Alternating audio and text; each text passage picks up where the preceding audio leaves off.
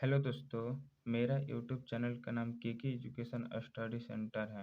इस वीडियो में मैं बिहार बोर्ड क्लास 7 अध्याय 1 पूर्णांक की समझ प्रश्नावली 1.1 का हल लेकर आया हूँ।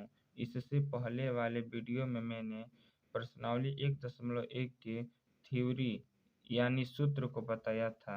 आपसे रिक्वेस्ट है कि आप उस वीडियो को नहीं देखे हैं तो आप उस वीडियो को ज़रूर पूरा देख लीजिए ताकि आपको प्रश्नावली 1.1 बनाने में आसानी पड़े।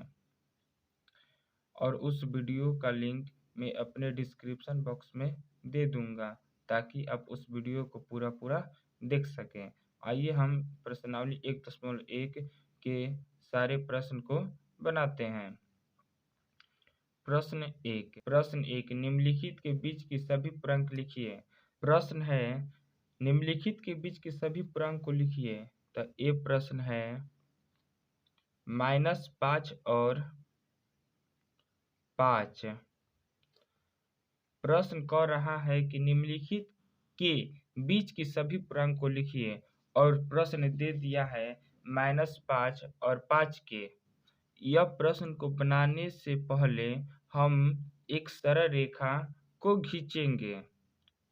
यह प्रश्न बनाने के लिए मैंने एक सरल रेखा को खींच दिया और प्रश्न बोल रहा है कि -5, तो -5 और 5, -5 और 5, 5 धनात्मक है और ये 5 ऋणात्मक है।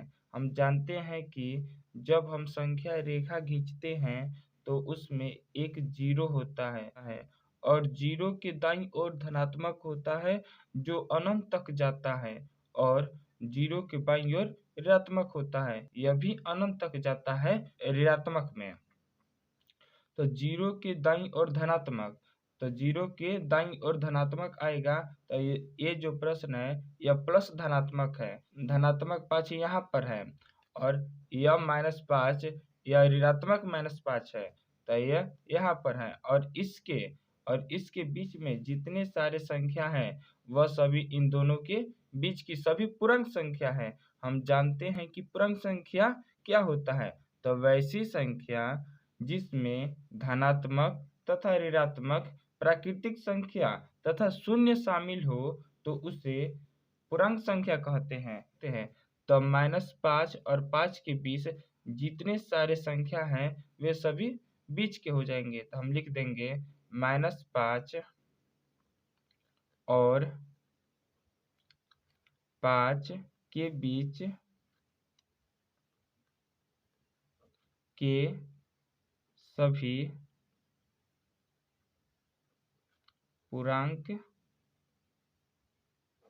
संख्या बराबर हो जाएगा। तो -5 को हम नहीं लेंगे क्योंकि यह बीच बोल रहा है, तो यहाँ से लेकर यहाँ तक ये सभी बीच की संख्या हो जाएगा। तो पहले -4, -3, -2, -1, -0, -1, -2, -3, -4 यह सभी आंसर हो जाएगा और यह सभी संख्या -5 और 5 के बीच की सभी पूर्णांक संख्या है। आइए हम अगले प्रश्न बी को देखते हैं।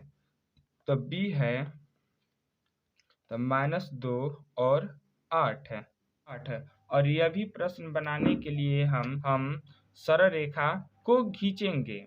आइए हम सरल रेखा को खींचते हैं। हम संख्या रेखा मैंने खींच दिया।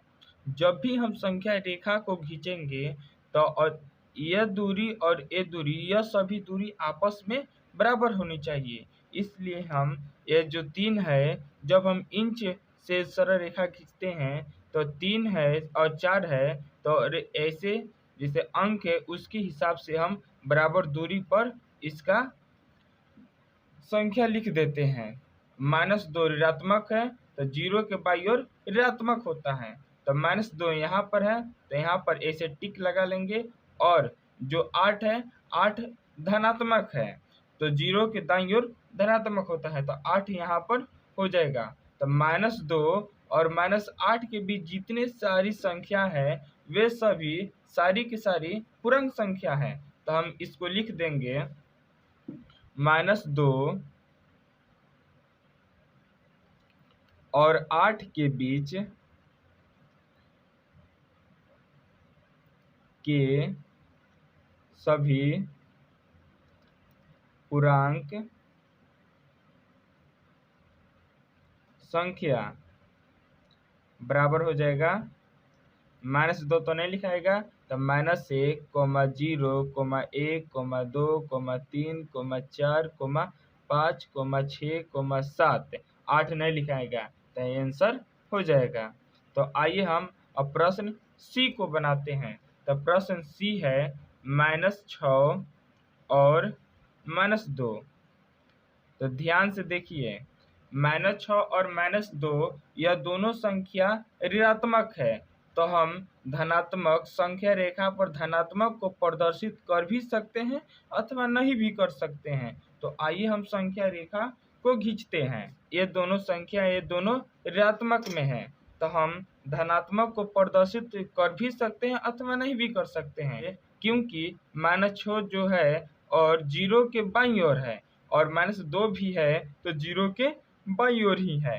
तो हम इन दोनों के बीच की संख्या को देखते हैं। तो -6 यहाँ पर है और -2 यहाँ पर है, और इन दोनों के बीच की सभी संख्या क्या हो जाएगी, सभी पूर्णांक संख्या हो जाएगी। तो हम लिख देंगे -6 और -2 के बीच के सभी पूर्णांक संख्या बराबर क्या हो जाएगा, -5, -4, -3, -2 नहीं होगा, तो -3 ही, इतना ही आंसर हो जाएगा। तो अब हम, तो डी है -4 और -10 है। तो सबसे पहले हम संख्या रेखा देखिए, यह भी जो प्रश्न है, यह भी प्रश्न माइनस में दोनों है, ऋणात्मक में दोनों है, तो हम धनात्मक को प्रदर्शित कर भी सकते हैं अथवा नहीं भी कर सकते हैं। तो -4, तो -4 0 के बाईं ओर को -4 यहाँ पर टिक लगा देंगे, और -10 है तो 0 के बाईं ओर -10 पर टिक लगा देंगे। -4 और -10 के बीच के सभी पूर्णांक संख्या बराबर, तो -10 नहीं होगा, तो हम लिख देंगे -9, -8, -9, -8, -7, -5। और कभी कभी आंसर में ऐसे भी लिखा रहता है, तो पहले लिख देगा -5, -6, -7, -8, -9। तो घबराना नहीं है, यह दोनों ही आंसर सही है। तो हमारा प्रश्न संख्या 1 का सभी प्रश्न को मैंने बना दिया। अब देखते हैं प्रश्न 2 को। तो प्रश्न 2 बोल रहा है कि निम्नलिखित में से प्रत्येक के बड़े पूर्णांक पर घेरा लगाएं। प्रश्न 2, निम्नलिखित में से प्रत्येक के बड़े पूर्णांक पर घेरा लगाएं। तो हम पूर्णांक संख्या जानते हैं कि वैसी संख्या जिसमें धनात्मक तथा ऋणात्मक, प्राकृतिक संख्या तथा शून्य शामिल हो तो उसे पूर्णांक संख्या कहा जाता है। तो हम देख लेंगे दूसरा का, जो दूसरा है उसका ए प्रश्न को देखेंगे। तो -20 है और 4 है। देखिए, जो संख्या ऋणात्मक में होता है वह हमेशा छोटा होता है, जितना ही अधिक ऋणात्मक होगा उतना ही अधिक वह छोटा होता है। तो देखेंगे, देखिए माइनस है उससे हम सरल भाषा में समझने के लिए हम मान लेते हैं। देखिए, 2 लड़के हैं, 2 लड़के में से एक लड़का 20 रुपया किसी का चाहता है, तो उसके पास तो 1 भी रुपया नहीं है, वो उल्टा 20 रुपया चाहता ही है। और कोई लड़का है उसके पास 4 रुपया है, तो हम कह देंगे तो दोनों में से किसके पास ज़्यादा रुपया है, तो हम बोल देंगे जिसके पास अभी 4 रुपया है वही बड़ा होगा। तो बोल रहा है कि प्रश्न निम्नलिखित में से प्रत्येक के बड़े पूर्णांक पर घेरा लगाएं। तो -20 और 4 में 12 4 है, तो इस पर हम घेरा लगा देंगे तो यही आंसर हो जाएगा। तो इसका बी है -15 कोमा -8 है। तो हम बोले हैं कि जितना ही संख्या माइनस में रहेगा उतना ही वह छोटा होता है। तो -8 और -15, तो इन दोनों में से सबसे बड़ा हो जाएगा -8, तो -8 पर घेरा लगा देंगे तो हमारा आंसर हो जाएगा। तो इसका सी है 0, -5। तो देखिए वे सभी संख्या जो ऋणात्मक में होता है वह धनात्मक से छोटा होता है। तो देखिए 0 मतलब क्या, न ऋणात्मक न धनात्मक, उसके पास देखिए इन दोनों में से बड़ा हो जाएगा 0, तो 0 घेरा लगा देंगे तो हमारा आंसर हो जाएगा 0। तो इसका अब डी बनाएंगे, तो डी है -20 -7, तो इन दोनों में से सबसे बड़ा -7 होगा, आपको मैंने पहले ही समझा दिया है। तब इसका ई हो जाएगा, ई हम यहाँ पर बना देते हैं, ई हो जाएगा 25 -2, तो इन दोनों में से 12 तो 25 से है, जो धनात्मक में है तो यह बड़ा हो जाएगा, तो हमारा आंसर 25 हो जाएगा। तो एफ है -20 -18। तो हम बोले हैं कि जितना ही अधिक माइनस में होगा वह संख्या उतना ही छोटा होगा। तो देखिए 20 है, ये 18 है, तो हमारा बड़ा संख्या क्या हो जाएगा, तो -18, तो आंसर हो जाएगा -18। अब हम प्रश्न संख्या 3 को देखते हैं। तो रिक्त स्थानों में उचित चिन्ह हम बता देते हैं कि ये जो चिन्ह है, यह चिन्ह और यह चिन्ह और ये चिन्ह, यह सभी मैंने पिछले वीडियो में बता दिया है, फिर भी मैं इस वीडियो में बता देता हूँ। जब ऐसा चिन्ह होगा तो जिधर मुंह खुला रहेगा वह बड़ा होता है, और जिधर मुंह बंद होगा वह क्या होता है, वह छोटा होता है, और यह बराबर का चिन्ह है। तो देखिए जिधर मुंह खुला रहेगा वह संख्या बड़ा होगा, और जिधर मुंह बंद रहेगा वह संख्या छोटा होगा, और यह बराबर का चिन्ह है। तो तीसरा हम प्रश्न को बनाते हैं। तीसरा का ए देखिए -6 और खाली स्थान -8 है। हम जानते हैं कि देखिए जो -6 है और -8 में से दोनों में से कौन बड़ा होगा, तो -6 बड़ा होगा, तो जो -6 के सामने मुंह खुला रखेंगे तो हम ऐसा चिन्ह बना देंगे, जिधर मुंह खुला रहेगा वह बड़ा होगा, जिधर मुंह बंद रहेगा वह छोटा होगा, तो यही आंसर हो जाएगा। अब इसका बी सवाल को देखते हैं। मैं आशा करता हूं कि आपको मेरा वीडियो समझ में आ रहा होगा। आपको यह वीडियो समझ में आ रहा होगा। आपसे रिक्वेस्ट है कि आप इसको सब्सक्राइब एंड लाइक जरूर कीजिए, ताकि मैं इसी तरह की वीडियो और लेकर आता रहूं। आइए हम प्रश्न बी को देखते हैं। प्रश्न बी है 4 खाली स्थान 0। तो देखिए 4 खाली स्थान 0 है, तो देखिए इन दोनों में से बड़ा कौन है, इन दोनों में से 4 बड़ा है, तो 4 के ओर मुंह खुला रहेगा, तो यही इसका चिन्ह हो जाएगा। प्रश्न सी है -15 खाली स्थान 2। तो देखिए हम बोले हैं कि जितना ही अधिक ऋणात्मक में होता उतना ही संख्या कम होता है, और यह धनात्मक में है, तो 2 12 है, तो 12 का चिन्ह हम लगा देंगे, इधर मुंह खुला हो जाएगा, तो यही आंसर हो जाएगा। तो अब हम डी को बनाते हैं। डी है हमारा -50 खाली स्थान -54 +54। तो हम इसको और आगे बनाएंगे, तो -50 खाली स्थान, तो हम कितना बच जाएंगे, तो 50 रुपया, तो -50। देखिए इधर भी -50 है और इधर भी -50, तो यह दोनों आपस में क्या है, आपस में बराबर है, तो इसमें बराबर का चिन्ह को हम लिख देंगे, तो ये हमारा आंसर हो जाएगा। तो अब हम आगे प्रश्न को बनाते हैं। प्रश्न संख्या ई।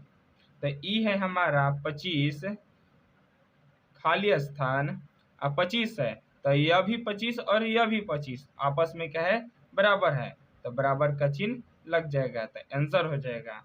तो एफ है। अब सवाल एफ को बनाएंगे। तो 4 माइनस 15 है और खाली स्थान 2 माइनस 20 है। देखिए हमारे पास 4 रुपया है और किसी दुकान से हम 15 रुपये का उधारी ले लिए और उसे 4 रुपये दे दिए, तो हम कितने रुपए उधारी कर दिए उसके पास? तो हम 15 में से 4 को घटाएंगे तो 11 आएगा। तो हम उधारी है ना, तो माइनस का चिन्ह लगा देंगे। तब हम इस बॉक्स को लिख देंगे, खाली स्थान को लिख देंगे। और हमारे पास 2 रुपया है और किसी के पास 20 रुपये का उधारी मैंने ले लिया और उसे 2 रुपये दे दिया, तो हम कितने बचे? तो 20 में से 2 घटाएंगे तो 18 बचेगा और 18 हम उसके पास उधारी हो गए। तो देखिए इन दोनों में से कौन बड़ा है? तो हम बोले हैं कि जितना ही संख्या अधिक मात्रा में ऋणात्मक में होगा उतना ही अधिक वह छोटा होता है। तो देखिए तो 11 और 18 के दोनों में कौन सबसे बड़ा है? तो -11 बड़ा है, तो इधर मुंह खुला हो जाएगा। तो यही हमारा बन गया। अब हम बनाएंगे प्रश्न 4 को। प्रश्न 4 आपको नहीं दिख रहा है तो अच्छा देख लीजिए। प्रश्न 4, नीचे दिए गए पूर्णांकों को बढ़ते क्रम में लिखिए। प्रश्न 4 बोल रहा है कि जो प्रश्न दिया है, जो नीचे प्रश्न दिया है उसको बढ़ते क्रम में लिखना है। बढ़ते क्रम मतलब जैसे जो छोटा हो गया तो उसके बाद उससे बड़ा और उससे बड़ा। जैसे हम मान लेते हैं, जैसे कोई संख्या ऐसे दे दिया 6, 7, 10, 12, 15 ऐसे दे दिया और बोल रहा है बढ़ते क्रम में। तो देखिए सबसे पहले हम 6 लिखेंगे और उसके बाद 7, उसके बाद 10, उसके बाद 12, उसके बाद 12 से अब 12 लिखेंगे। 12 से छोटा कभी नहीं आएगा, तब वह बढ़ते क्रम का नियम का पालन करेगा। तो आइए हम प्रश्न 4 को बनाते हैं। प्रश्न 4 का ए सवाल है और इसको हम बढ़ते क्रम में लिखेंगे। तो बढ़ते क्रम लिखेंगे तो सबसे पहले हम सबसे छोटे वाले को लेंगे। तो इसमें से सबसे छोटा क्या है? तो जो संख्या जितना ही अधिक ऋणात्मक होगा वह सबसे छोटा होगा। तो देखिए -8 भी है, -5 भी है, -2 भी है। तो -8 सबसे छोटा है, उसके बाद -5 है, तब उसके बाद -2 है। और धनात्मक में तो आप जानते ही हैं 2 के बाद 3, जैसे 2 छोटा हो जाएगा 3 बड़ा हो जाएगा। उसी तरह 12, 15 और 20, 12, 15 और 20 में से सबसे छोटा 12 है, तब उसके बाद 15 है और उसके बाद 20 है। यही हमारा आंसर हो जाएगा। बढ़ते क्रम में हमने लिख दिया। तब आगे हम बनाएंगे प्रश्न बी को। इसको बढ़ते क्रम में लिखेंगे। तो बढ़ते क्रम बराबर, तो जो जितना ही अधिक ऋणात्मक में होगा उससे वह संख्या सबसे छोटा होगा। तो -15 पहले लिख देंगे, तब उसके बाद -4, तब उसके बाद -2, 0 हो जाएगा, -2 के बाद 0 और तब हो जाएगा 5 और 8 में से 5 लिखाएगा तब 8। तो यह हमारा बढ़ते क्रम में संख्या हो गया। तब हम आगे प्रश्न 5 को बनाएंगे। तो प्रश्न 5 आप पढ़ लीजिए। नीचे दिए गए पूर्णांकों की अगली पूर्णांक बताइए। जब हमें प्रश्न कह दे कि अगली पूर्णांक बताइए तो उसमें +1 को जोड़ देते हैं। क्या करते हैं? जब प्रश्न में बोल दे कि अगली पूर्णांक, अगली संख्या जब कहेगा तो उसमें +1 को क्या करते हैं? जोड़ देते हैं। तो देखिए 5 प्रश्न को बोल रहा है नीचे दिए गए पूर्णांकों की अगली पूर्णांक बताइए। तो इसका ए प्रश्न है -18। तो -18 का अगला पूर्णांक बराबर क्या हो जाएगा? अगला पूर्णांक बराबर तो -18 में 1 जोड़ देंगे, कर दिए। तो इसका अगली संख्या क्या हो जाएगा? -17। तो देखिए हम बी को बनाते हैं। तो 15 का अगला पूर्णांक बराबर क्या हो जाएगा? 15 में 1 को जोड़ देंगे तो 15 + 1 = 16 आ जाएगा। तो 16 हमारा आंसर हो गया। तब सी को देखते हैं। तो -20 का अगला पूर्णांक क्या हो जाएगा? अगला पूर्णांक हो जाएगा -20 और +1 को जोड़ देंगे, तो जोड़ेंगे तो -19 आएगा। तो -19 आंसर हो जाएगा। तो अब हम प्रश्न आगे को बनाते हैं। तो इसके बाद -20 के बाद 18 है, तो 18 का अगला पूर्णांक अब बराबर क्या हो जाएगा, 18 + 1 इक्वल 19 हो जाएगा। तो 19 आंसर हो जाएगा। देखिए तब इसके बाद प्रश्न ई है, तो -5 का अगला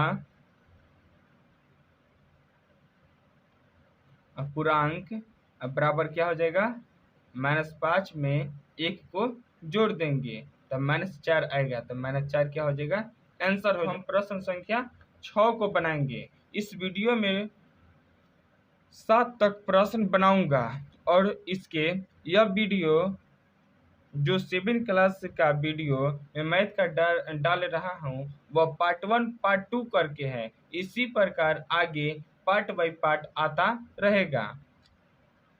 आइए हम प्रश्न 6 को देखते हैं। 6 बोल रहा है नीचे दिए गए पूर्णांकों के पहले पूर्णांक को बताइए। तो हम बोले हैं अगला पूछेगा तो +1 को जोड़ देंगे और पहले पूछेगा तो -1 को घटा देंगे।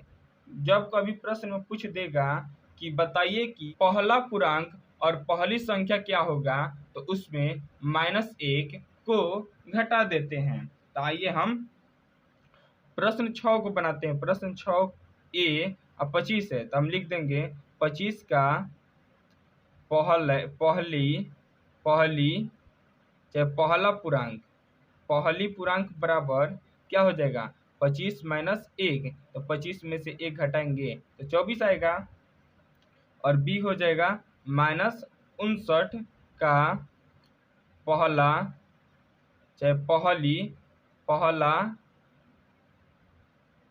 पूर्णांक क्या हो जाएगा, तो -59 में -1 को घटा देंगे, 60 रुपये हम हो गए तो -60 हो जाएगा आंसर। तो इसका -60 आंसर हो जाएगा। तो इसका प्रश्न सी, तो प्रश्न सी है -55 का पहला पूर्णांक चाहे पहले पूर्णांक जैसे बात एक ही है। तो -55 में 1 को घटा देंगे तो -56 आ जाएगा। प्रश्न डी, तो -26 का पहला पूर्णांक इक्वल हो जाएगा -26 - 1। तो इसको घटाएंगे तो -27 हो जाएगा। तो -27 हो गया। हम इसी प्रकार भी जान सकते हैं कि माइनस माइनस प्लस होता है। तो देखिए माइनस माइनस प्लस हो गया, जब हम प्लस को जोड़ देंगे और माइनस का चिन्ह रह ही जाता है। तो अब हम ई को देखते हैं। तो ई दिया है +100 का पहला चाहे पहली पूर्णांक पहला पूर्णांक, तो पहली पूर्णांक इक्वल 100 - 1। यहाँ पर प्लस का चिन्ह है, प्लस का चिन्ह हम लिख भी सकते हैं अथवा नहीं भी लिख सकते हैं। तो देखिए 100 में से 1 को घटाएंगे तो 99 आएगा, तो 99 आंसर हो गया। वीडियो का अंतिम प्रश्न संख्या 7 को हम बता देते हैं। उसके बाद में आगे पार्ट 3 वीडियो में 8 से प्रश्न से लेकर आऊँगा। तो प्रश्न 7 बोल रहा है रिक्त स्थान को भरिए। 7 का ये प्रश्न है। तब यहाँ पर कोष्ट में -5 और +2 दिया है और इक्वल बोल रहा है। देखिए जान ले देखिए प्लस और प्लस प्लस प्लस होगा और माइनस क्या होगा, प्लस होगा और माइनस और प्लस माइनस होगा और प्लस और माइनस होगा। तो देखिए यहाँ पर माइनस है, देखिए कोष्ट में -5 है ना, और बीच में प्लस है और 2 है। तो देखिए 5 रुपया हो गया। तो किसी के पास हम 5 रुपये चाहते हैं और उसे 2 रुपये दे दिए तो कितना रुपये बच गए, तो -3 रुपया। तो -3 क्या हो जाएगा, आंसर हो जाएगा। दूसरा दिया है 2 और प्लस -5 है। तो देखिए 2 है और देखिए प्लस माइनस है और देखिए अब प्लस और माइनस माइनस होता है, तो प्लस माइनस माइनस जहाँ 5 हो जाएगा। तो देखिए हमारे पास 2 रुपया है और किसी के पास 5 रुपये का उधार ले लिए और उसको 2 रुपये दे दिए, तो कितने रुपये बच गए? तो 3 रुपये बच गए। उधारी हम 3 रुपये के ले लिए, तो -3 आंसर हो जाएगा। प्रश्न को हम लिख दे रहे हैं, क्या -5 प्लस 2 इक्वल प्लस 2 -5 है।